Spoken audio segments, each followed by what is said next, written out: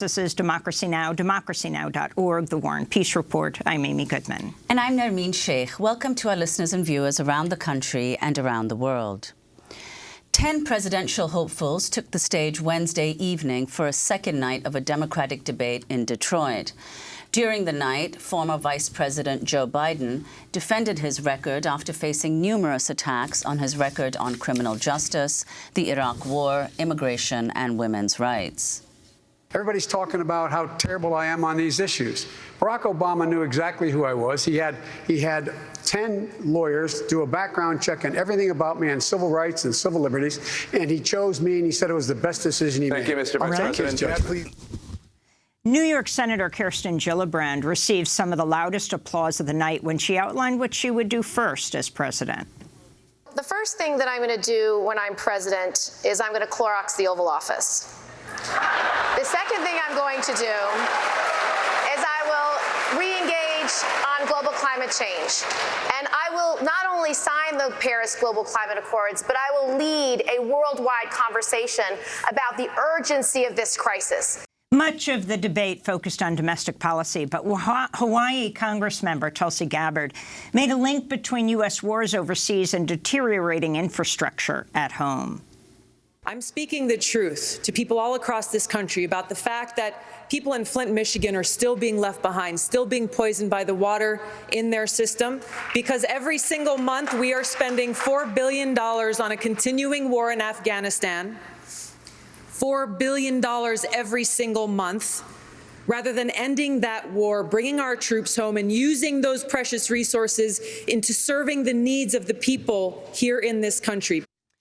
There were no questions about Iran during the debate, but New York City Mayor Bill de Blasio attempted to raise the issue. We're on a march to war in Iran right now, and we blew by it. Mayor, the rules. Please follow the rules. I respect the rules, but Mayor, we have to Mayor, stop thank this you very march much. to war in Iran. The first portion of the debate focused heavily on health care. This is CNN moderator Dana Bash. I want to start the debate with one of the top priorities for Democratic voters, and that is health care. Senator Harris, this week you released a new health care plan, which would preserve private insurance and take 10 years to phase in. Vice President Biden's campaign calls your plan, quote, a have-it-every-which-way approach, and says it's just part of a confusing pattern of equivocating about your health care stance. What do you say to that? Well, they're probably confused because they've not read it. But the reality is that I have been spending time in this campaign listening to American families, listening to experts, listening to healthcare providers. And what I came away with is a very clear understanding that I needed to create a plan that was responsive to the needs of the American people. The senators had several plans so far. And anytime someone tells you you're going to get something good in 10 years, you should wonder why it takes 10 years. If you notice, there's no talk about the fact that the plan in 10 years will cost $3 trillion. You will lose your employer-based insurance. And in fact, you know, this is the single most important issue facing the public. And to be very blunt and to be very straightforward, you can't beat President Trump with double talk on this plan. Your response, Senator Harris? Absolutely. Unfortunately, Vice President Biden, you're just simply inaccurate in what you're describing. The reality is that our plan will bring health care to all Americans under a Medicare for All system. Our plan will allow people to start signing up on the first day. Babies will be born into our plan, and right now 4 million babies almost are born every day in America, or every year in America. Under our plan, we will ensure that everyone has access to health care. Your plan, by contrast, leaves out almost 10 million Americans. Plan, no matter how you cut it, costs $3 trillion when it is in fact employed. Number one, 10 years from now, after 2 terms of the senator being president, after her time. Secondly, it will require middle-class taxes to go up, not down. Thirdly, it will eliminate employer-based insurance. And fourthly, what happens in the meantime? I'd like to respond. First of all, the cost of doing nothing is far too expensive. Second, we are now paying $3 trillion a year for health care in America. Over the next 10 years, it's probably going to be $6 trillion. We must act. We're joined right now by two guests. Dr. Cornel West is professor of the practice of public philosophy at Harvard University. He was at the debate the last two nights in Detroit, also standing outside in large rallies. He's endorsed Bernie Sanders. And in Sacramento, California, we're joined by the legendary labor leader, renowned civil rights activist Dolores Huerta. She's the president and founder of the Dolores Huerta Foundation for Community Organizing, also co-founder of the United Farm Workers of America with Cesar Chavez. Dolores Huerta is California co-chair for Kamala Harris's presidential campaign, along with Democratic Congressmember Barbara Lee. We welcome you both to Democracy Now! We'll have a very interesting hour playing highlights of the debate and getting both of your responses. Dolores Huerta, let's begin with you in Sacramento. Your thoughts on the debate over these last two nights, the second of the series, as 20 Democratic presidential hopefuls spar to become the president of the United States.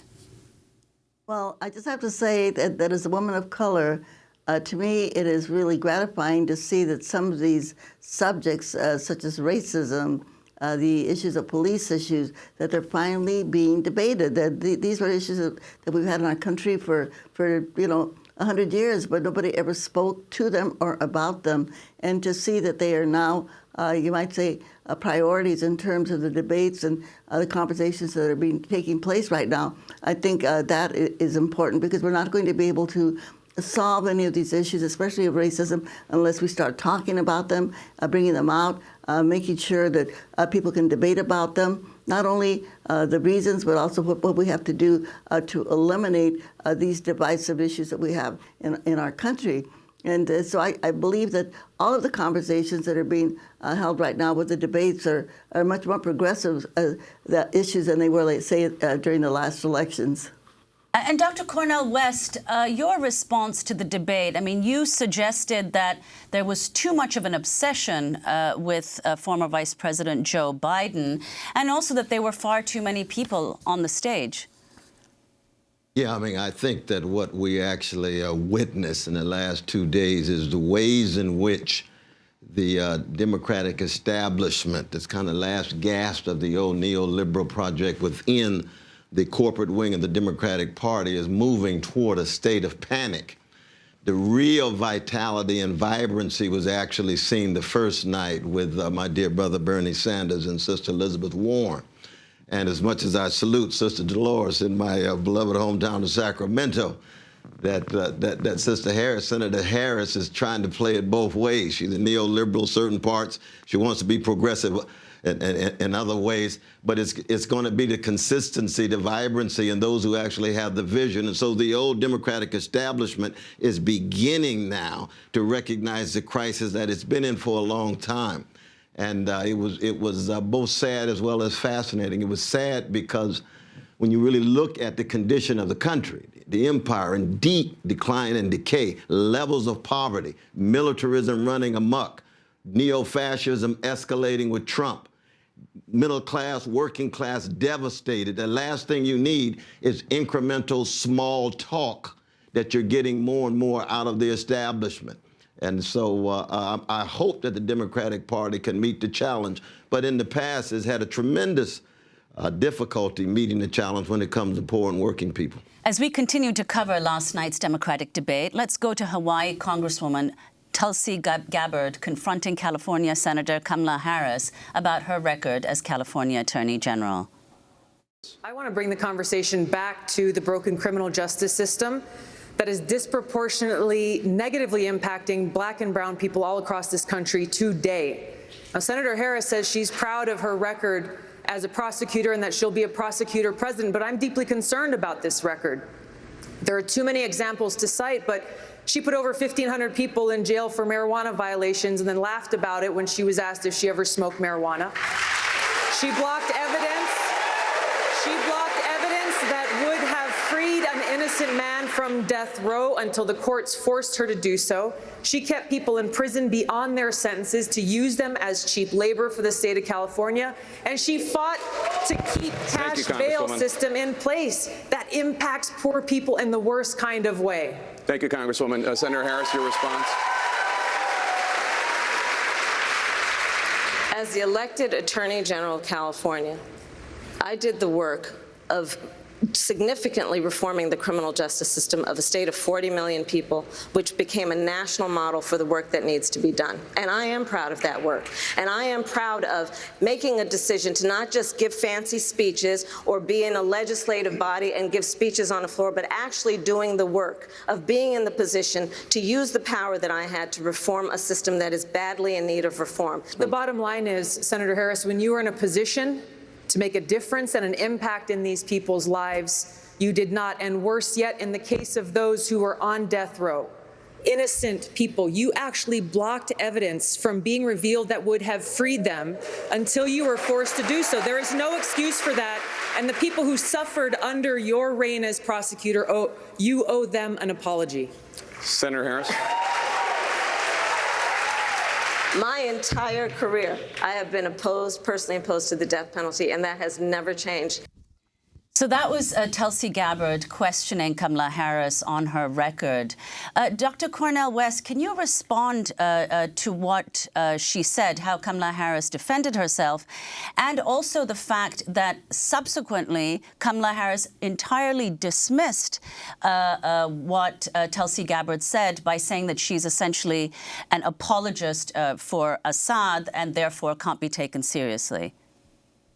No, I think there's no doubt that when you actually look closely at the record of Sister Harris, she emerges at a moment in which all elected officials who were successful were, quote unquote, tough on crime.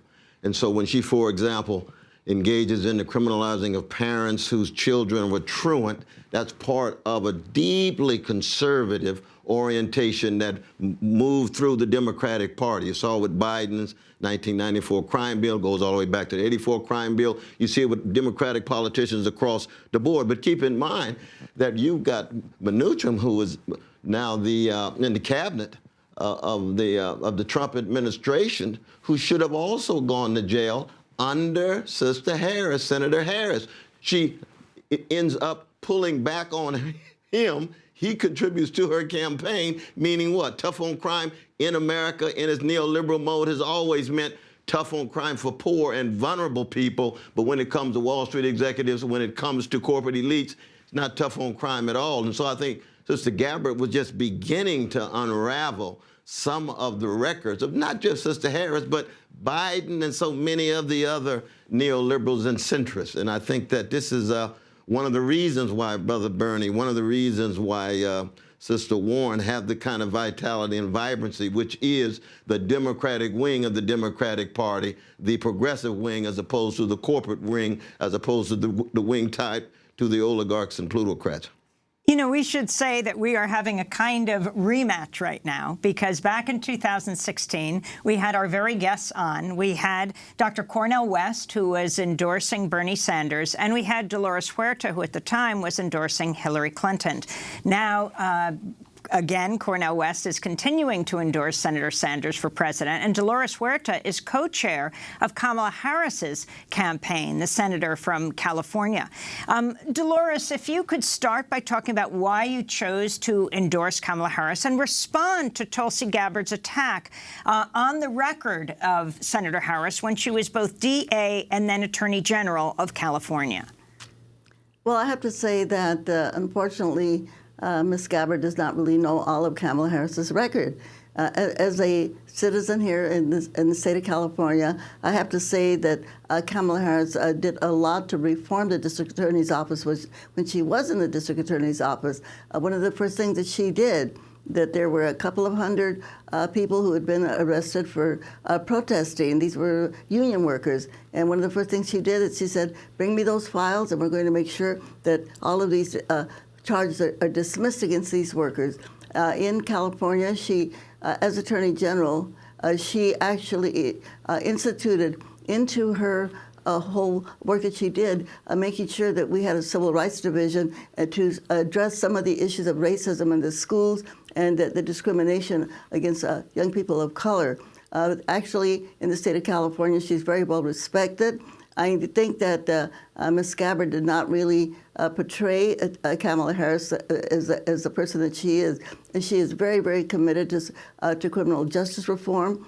When you talk about keeping people in prison, we know that there are mandated sentences. And as she said very clearly, she has always been against the death penalty. And in California, as you may know, we now have a moratorium on the death penalty. So Kamala Harris, and this is why I endorsed her when she ran for the Senate and when she ran for Attorney General. So I think her record has been really misconstrued by the attacks on her record. But Sister Dolores, you would admit that Sister Harris was wrong when it came to Mnuchin. Well, you know, I really didn't know about that, Brother West, so I really can't comment on that. No, I hear you. Okay. Yes. So let's go to an exchange now between former Vice President Joe Biden and New York, Jersey Senator Cory Booker on criminal justice. Mr. Vice President has said that since the 1970s, every major crime bill, major and minor, has had his name on it. And sir, those are your words, not mine. And this is one of those instances where the House was set on fire, and you claimed responsibility for those laws. And you can't just now come out with a plan to put out that fire. We have got to have far more bold action on criminal justice reform, like having true marijuana justice, which means that we legalize it on a federal level and reinvest the profits in communities that have been disproportionately targeted by marijuana enforcement. Vice President Biden, I want to give you a chance to respond. The fact is that the bills that the future president here, that the senator is talking about, are bills that were passed years ago, and they were passed overwhelmingly. Since 2007, I, for example, tried to get the crack powder cocaine disparity totally eliminated. In 2007, you became mayor. And you had a police department you went out and you hired Rudy Giuliani's guy. You engaged in stop and frisk. You had 75% of those stops reviewed as illegal. You found yourself in a situation where 3 times as many African-American kids were caught in that chain and caught up. The Justice Department came after you for saying you were engaging in behavior that was inappropriate. And then, in fact, nothing happened the entire time you were mayor. Thank you, Senator Booker. You want to respond? We have a system right now that's broken. And if you want to compare records, and frankly, I'm shocked that you do, I am happy to do that. Why did you announce on the first day a zero-tolerance policy of stop and frisk and hire Rudy Giuliani's guy in 2007 when I was trying to get rid of the crack cocaine? Mr. Vice President, there's a saying in my community, you're dipping into the Kool-Aid and you don't even know the flavor. You need to come to the city of Newark and see the reforms that we put in place. The New Jersey head of the ACLU has said that I embraced reforms, not just in action, but in deeds. Okay, what's the flavor of the Kool-Aid, Cornel? Professor Cornel West. If you can talk about also, you know, you were at Princeton, you're at Harvard now, you were also at Princeton University in the state of New Jersey. Senator Cory Booker, you've watched as he's risen from mayor of Newark to become senator of New Jersey, clearly taking, in many cases, a more progressive line, increasingly progressive as he has risen in power. Your thoughts on his challenge to both Joe Biden, you were also a fierce critic of the Obama administration, and his own record, Booker's record. No, I thought that Brother Cory Booker was strong last night. He was trying to get people to see that Brother Biden not only lacks the kind of vision as well as the vitality to really beat Trump, and this is all this talk about electability. It's clear that a milquetoast neoliberalism can never beat a high-energy neo-fascism of Donald Trump. But when you look at the concrete details of the record, and both of them actually have spotty records in a certain sense, but with Booker's pointing out the ways in which Biden's history has circumscribed where he is now in terms of his vision, and now all the flip-flopping, now Biden acting more progressive. Certainly, Brother Booker is more progressive in his language and rhetoric and in his actions in part in the Senate, but they're both still so tied to the permanent powers at the moment, oligarchs and plutocrats. And the oligarchs and plutocrats are looking to see which candidates will be amenable to them, but at the same time electable for the larger citizenry. And I do think, and this is where Sister Dolores can help me out, I do think more and more that Sister Harris is emerging as a possible darling of the powers that be in the Democratic establishment, because she is so vital and vibrant. And I want to make sure that her record actually is scrutinized in the way each and every one of the candidates are. But in the end, it's going to be Brother Bernie. And this kind of anybody but Bernie phenomena that's setting in more and more among the Democratic establishment of the party is something that we ought to keep track of. And Dolores Huerta, your response. Well, I think the whole criminal justice system definitely needs to be dismantled. As Reverend Jim Lawson says, we've got to, get rid of these systems of oppression and all of this police, the growth of the police system in our country, not only in our streets but also in our schools, definitely has to be changed, because there's so many innocent people, especially people of color, young men and women also, that have been hurt and damaged by this whole system. And I think that Joe Biden should really apologize instead of attacking Cory Booker.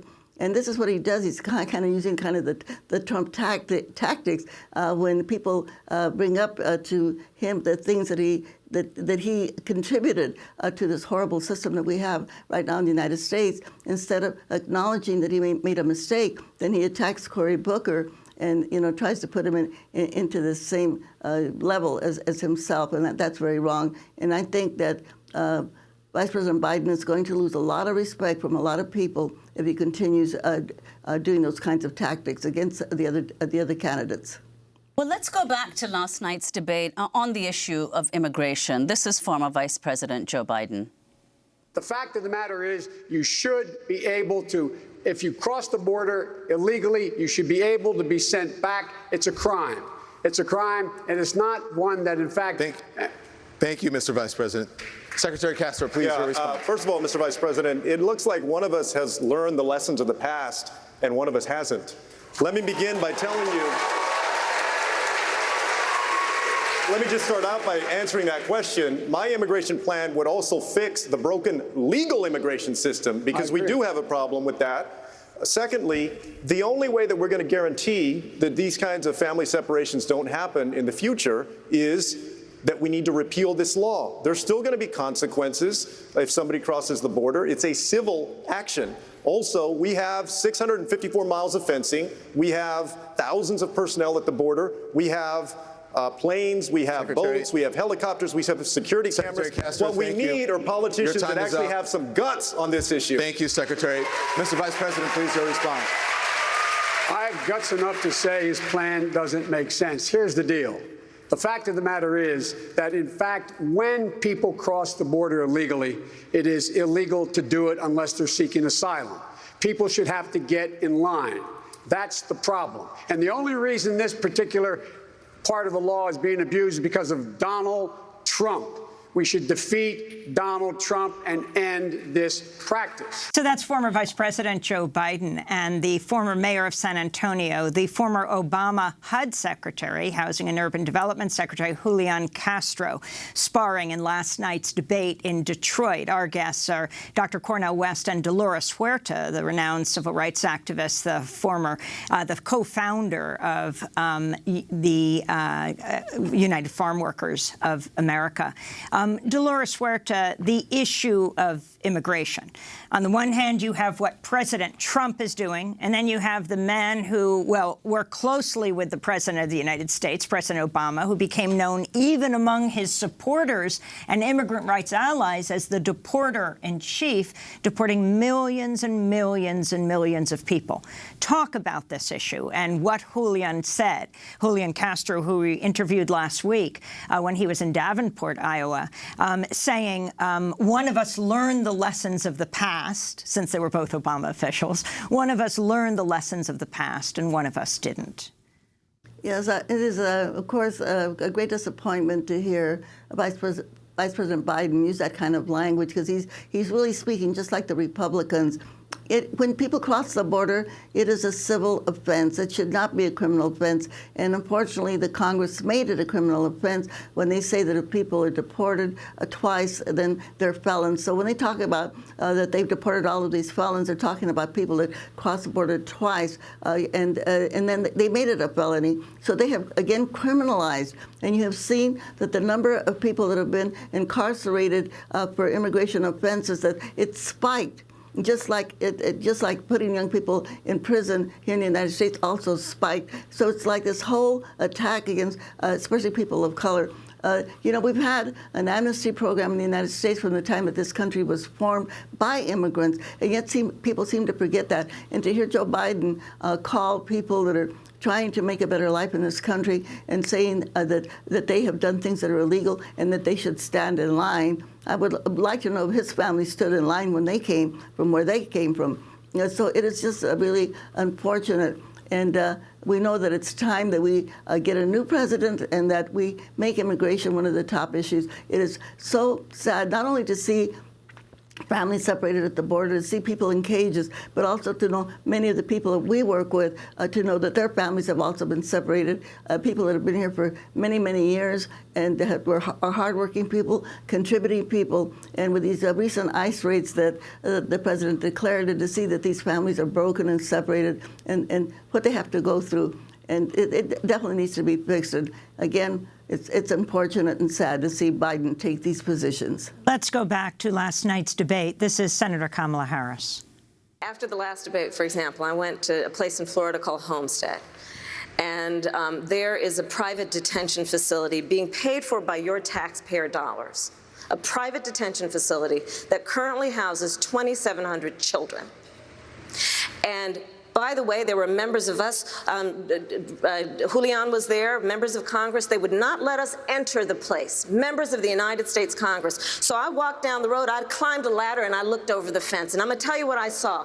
I saw children lined up single file based on gender, being walked into barracks. The policies of this administration have been facilitated by laws on the book that allow them to be incarcerated as though they've committed crimes. These children have not committed crimes and should be not treated like criminals. That's Kamala Harris talking about going to Homestead just outside the Miami debate last time, where a number of the presidential candidates went. Cornel West. Well, I just want to affirm what my dear sister Dolores said about the deportation out of control. It goes beyond political parties. It was under the Obama administration as well. We had to be very candid about that, and it's very difficult, I think, to have a robust and candid conversation about a number of these structural issues that have to do with misery and oppression without somehow being open to the ways in which both parties have been complicitous to not staying in contact with the rich humanity of our precious Mexican brothers and sisters, Chicanos in my own language. But it also relates to this larger issue of how does the Democratic Party come to terms with Obama and his legacy? Because it's clear that hardly anyone wants to critically examine it. So you can't say too much about the Wall Street bailout explicitly. You can't say too much about the drones. You can't say too much about the wars in Libya and Somalia and the bombs in Yemen. You can't say too much about the very ugly Israeli occupation. You can't say too much about the ugly Egyptian authoritarianism, though they are tied to the Obama administration. So the Democratic Party is in a very tough situation, because you got Democrats who are in love with our dear brother Barack Obama, and we know he's a zillion times better in many ways than the Trump in the White House right now. But on the other hand, it wasn't a golden age, and I think we have to be very candid about this. And this is part of the tightrope that needs to be walked, I think, by those part of the progressive wing of the Democratic Party, because you had to be able to tell the truth. You had to be committed to the suffering of poor and working people. I don't care where they are. They could be in Tel Aviv and Gaza. They can be in Mexico City or El Paso. They can be in Guatemala or Ethiopia or Somalia, Dalits in India, Uyghurs in China, and so forth. And so those of us who are on the outside, more social movement activists, let's say, as opposed to insiders, we've got to be able to speak our truth and bring power and pressure to bear, even as we connect with various statesmen and politicians. One of the reasons why I spend the wonderful time and precious moments that I do with my dear brother Bernie Sanders is not because I think he's pure and pristine, but in many ways he is the last hope in terms of dealing with the planet in catastrophic mode and dealing with the grotesque wealth inequality and dealing with the legacies of white and male supremacy and transphobia and homophobia. How do we keep track of Jewish humanity, Palestinian humanity, Arab humanity? What kinds of politicians will speak to those issues? Very, very few. Most of them are so well adjusted to the unjust status quo, who benefit from the oligarchic and plutocratic money. And Brother Bernie is one of the last hopes. I'm not saying he's the last hope, but he's one of the last hopes as our empire undergoes such decline, even as we lurch for real democratic, radical democratic awakening and regeneration. Well, Dr. Cornel West, you mentioned that this is, of course, an empire, even if an empire in decline.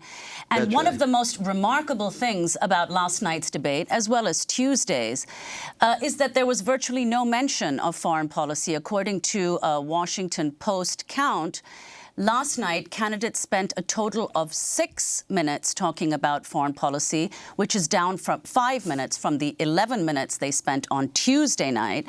And also, many commentators have pointed out, as the rhetoric calling for war with Iran is increasing within the Trump administration. There was one Iran question which was bizarrely asked to Andrew Yang and Jay Inslee alone. And when Bill de Blasio tried to bring it up, he was interrupted twice by moderators and said we have to move on to the Mueller report. I think part of the problem is that when you talk about empire, you got the pillars of the military-industrial complex, you got Wall Street, but you also have corporate media. Now, thank God for democracy now. Thank God for the two wonderful sisters that you all are, to try to say, you know what? Corporate media is an integral part of the empire that is in denial about America being an empire and therefore doesn't want to keep track of the 9 countries, 5 Middle East, 4 in Africa, where the United States is either dropping bombs or assisting in the dropping of bombs. Nobody wants to talk about the 128 countries of special operations, the over 586 military units of the U.S. military and all around the world, and the 4,800 that we have throughout the United States and the world. Corporate media won't touch that with a 10-foot pole. And so you end up with this very narrow, deodorized, truncated conversation that denies the reality of the U.S. presence in the world. And as Brother Martin Luther King used to say, those bombs that are dropped in Yemen, Somalia, Libya, Afghanistan, Pakistan, they land indigenous peoples' reservations. We're not a nation of immigrants. We're a nation with immigrants, with indigenous peoples and enslaved Africans in our origin. Those bombs drop in hoods, black hoods. They drop in barrios. They drop in white working class and white poor communities. 60 cents of every $1 U.S. budget goes to the military-industrial complex. Trump's $750 billion military budget. Who voted for that? Democrats as well as Republicans. That's part of the imperial extension that makes it difficult for us to speak to issues of health care, jobs with a living wage. It suffocates the domestic agenda. And Martin Luther King Jr., our dear sister Dolores and Cesar Chavez and others, those grand exemplars of the social movements of the past, they understood that. And I think that's part of the challenge that we have to bring.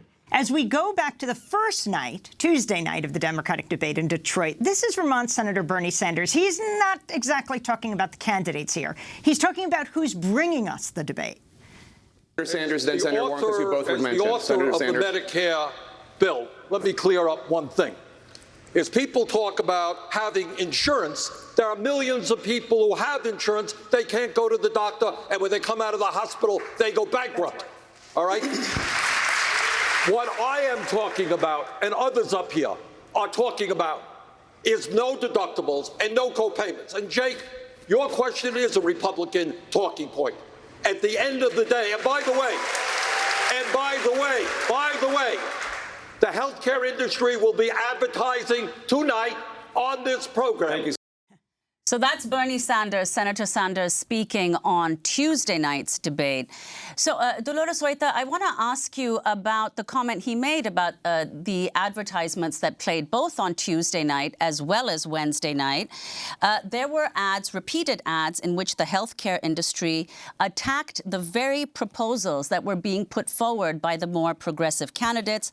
Just as one example, a very powerful group, Partnership for America's Healthcare Future, whose slogan is, and they have a pinned tweet saying, the politicians may call it Medicare for all, Medicare buy-in, or the public option, but it all means the same thing, higher taxes for worse care.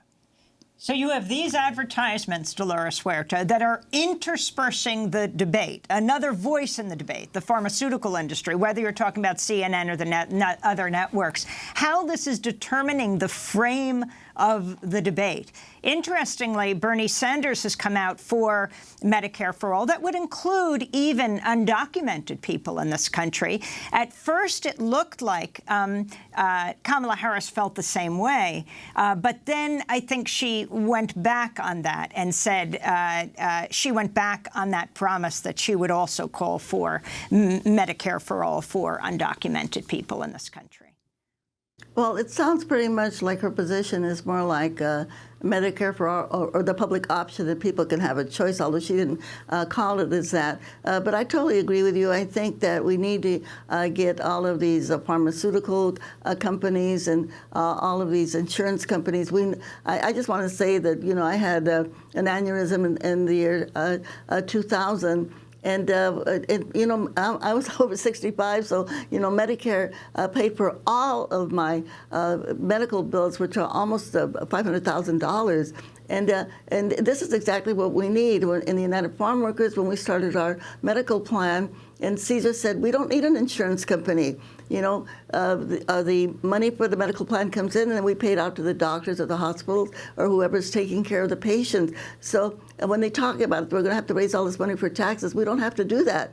Once we cut out the insurance companies, then we'll have the money that we need. And people just have to understand that. And when they talk about socialism and they say, well, look at these countries in Europe that are socialist countries, people there do have a Medicare for all. And it's something that we in the United States really have to have. But I just want to say to Brother Cornel is that we really have to educate the American public as to not only why it's important that they have Medicare for all, but it's also important that they know that it can be paid for and that they won't be taxed to death as the opposition is saying this. The other thing I just want to say, going back to the conversation about President Obama, you know, when he passed Obamacare, which was the first step to provide health insurance for more people in our country, it was only passed with like 4 or 5 votes. And so when we think of the presidency, we also have to think of the Congress, and we have to do a lot more work to educate the people in our United States of America so that they can elect progressive people to the U.S. Congress and to the Senate, because the president could not do it all alone. Obama, I think, what he did in terms of just, you know, being able to get Obamacare in the first place, that was a Herculean effort, and it took a lot of his administration efforts and energy to make this happen. And Dr. Cornel West, I want to ask you about the structure of the debate itself. I mean, many on social media criticized the fact that it had this kind of pageantry, complete with movie trailer-like montages, which opened the debate last night as well as Tuesdays, with some terming it like the opening of a sports event. Andrew Yang is the only one on the debate stage who criticized the format, saying, we're up here with makeup on our faces and our rehearsed attack lines, playing roles in this reality TV show. It's one reason we elected a reality TV star as our president.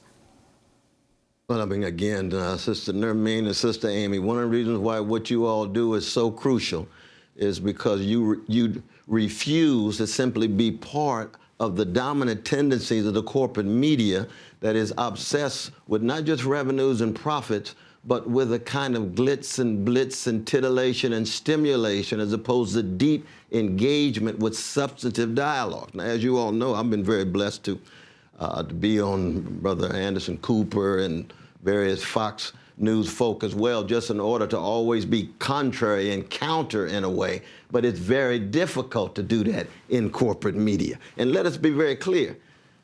The fascist Frankenstein Trump is very much a product of corporate media because they followed every minute, every tweet, every speech. If they had done the same thing to my dear brother Bernie when we were traveling together, we had 15, 20, 10,000 people. They'd have a little 2-minute slice. Trump got every second. Why? Because it was entertainment. They made big money. One of the CEOs of the leading corporate media entity said, we know it's bad for the country, it's good for us. And so what do we end up with? Narcissistic tweets on the one hand and counter-narcissistic responses. The president's racist. Of course he's racist, but it's more than just racist.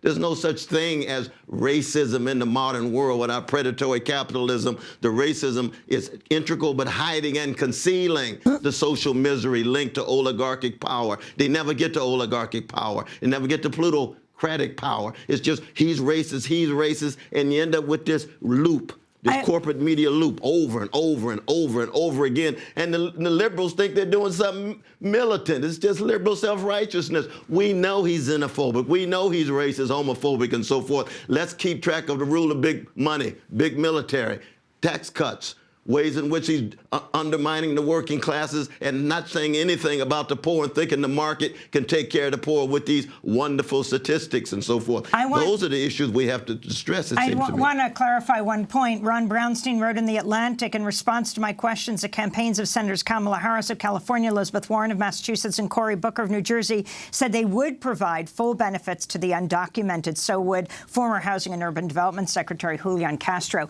And I want to go right now to the issue of the war in Iraq. Part of the debate focused on this. This is Governor Jay Inslee of Washington. Two members on this panel today who are called to make a judgment about the Iraq war. I was a relatively new member of Congress, and I made the right judgment because it was obvious to me that George Bush was fanning the flames of war. Now we face similar situations where we recognize we have a president who'd be willing to beat the drums of war.